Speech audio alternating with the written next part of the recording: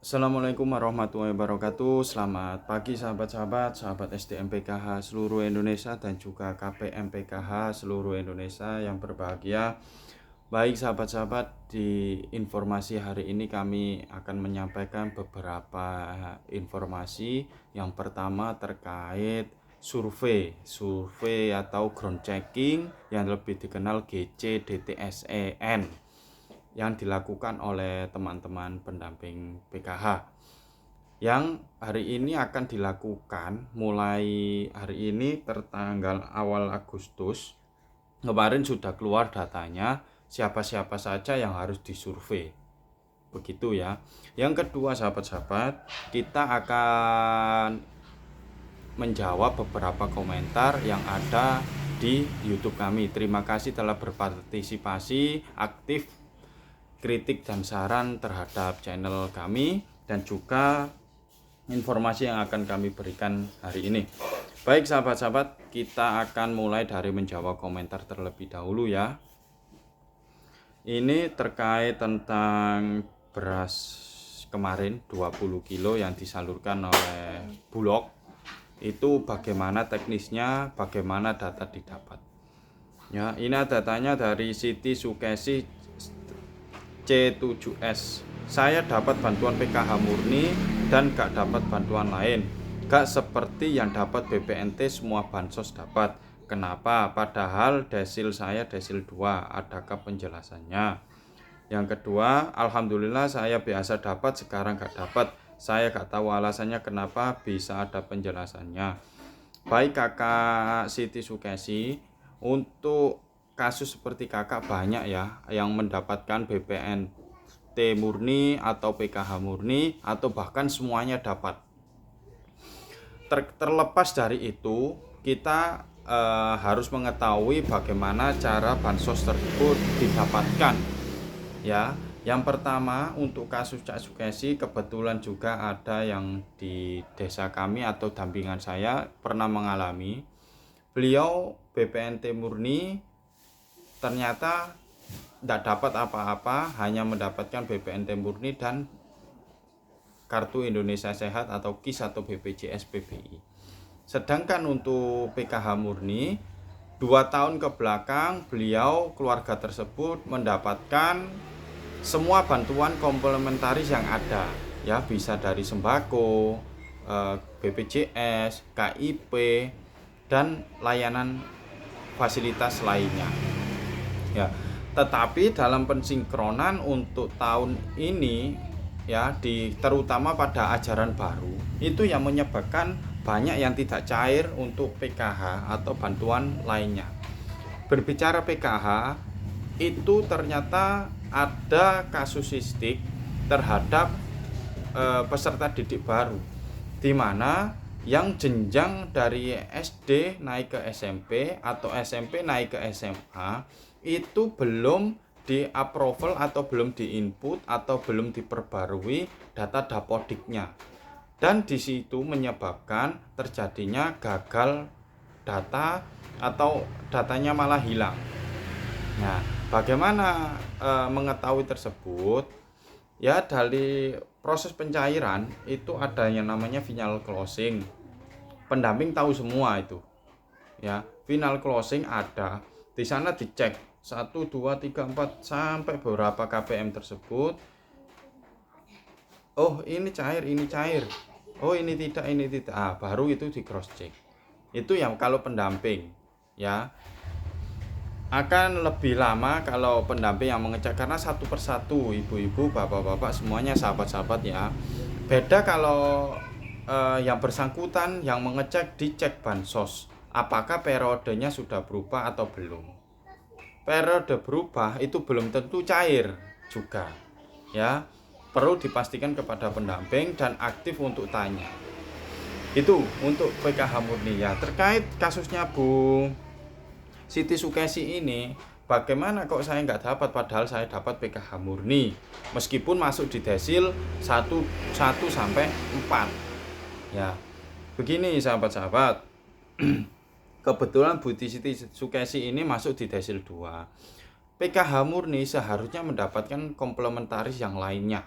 tapi dipengaruhi oleh beberapa faktor juga.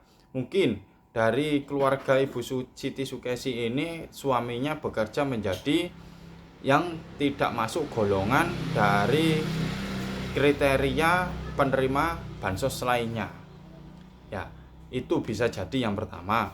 Yang kedua, ada administrasi kependudukan ibu, ya, ini tidak lengkap sehingga tidak terbaca oleh sistem yang ada di Kementerian Sosial untuk validasi data. Seperti itu ya, Ibu Siti Sukesi. Jadi bisa dimengerti ya. Selanjutnya ini dari Kakak Sigit Hartono berkaitan dengan DTSEN. Bagi saya yang perlu disurvei ekonomi penerima. Kalau rumah banyak ceritanya, boleh jadi warisan, tapi ekonomi morat-marit, anak-anak pada sekolah semuanya. Terus ini juga, ini saya rangkap ya, dari Kakak Satma Diolan 859. Memang sekarang gak bener ini Kak, desidasinya sedih banget. Mungkin hampir di semua daerah begitu, masih bagus yang punya rumah, yang masih ngontrak.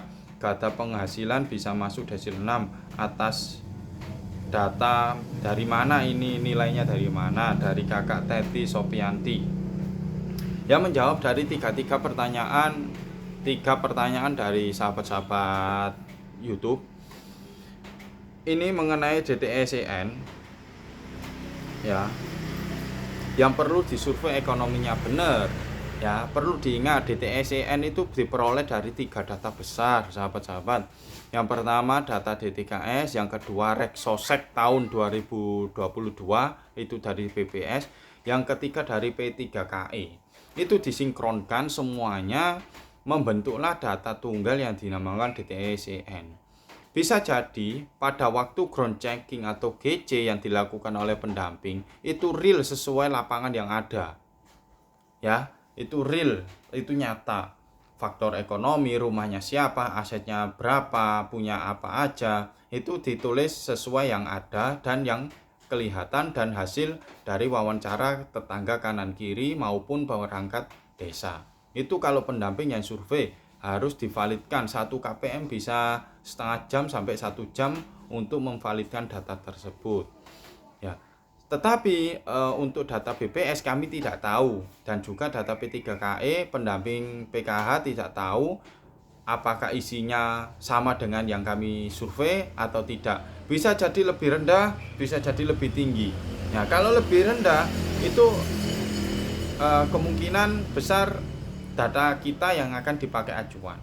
Nah, tetapi kalau untuk data BPS sama P3KE itu hasilnya tinggi di keluarga tersebut, kemungkinan data survei yang di PKH yang kita lakukan itu nilainya bakal kecil. Yang dipakai untuk rata-rata data BPS sama data P3KE. Seperti itu ya sahabat-sahabat untuk penentuan desil atau surveinya. Selanjutnya untuk hari ini periode tahap 3 ya, Juli, Agustus, September akan ada pencairan lagi bantuan PKH periode tahap 3 di tahun 2025. Ditunggu saja, jangan menginfokan hal-hal yang negatif, menggiring opini yang negatif terkait bantuan sosial ini. Oke sahabat-sahabat, itu informasi-informasi yang bisa kami sampaikan terkait GC. Mulai hari ini dilakukan ground checking ke rumah-rumah yang ada di daftar penerimanya pendamping. Ya, kurang lebih satu pendamping mensurvei 100 sampai 300 KPM. Jadi ditunggu saja yang kebagian teman-teman pendamping PKH disambut dengan baik, dijawab dengan apa adanya, jangan menutup-menutupi. Bila hasilnya bagus, maka sahabat-sahabat semuanya akan mendapatkan bantuan sosial dari pemerintah. Bila hasilnya tetap bagus, berarti sahabat-sahabat yang harus memberikan bantuan kepada tetangga kanan kiri yang membutuhkan. Tidak ada hasil yang jelek. Kok saya nggak dapat, kok itu dapat.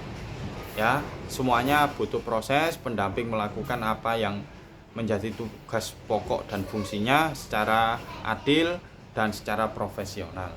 Oke sahabat-sahabat, terima kasih. Tolong sebarluaskan video ini, tekan like, subscribe, dan tekan tombol loncengnya agar mendapatkan informasi yang akurat serta fleksibel dari kami.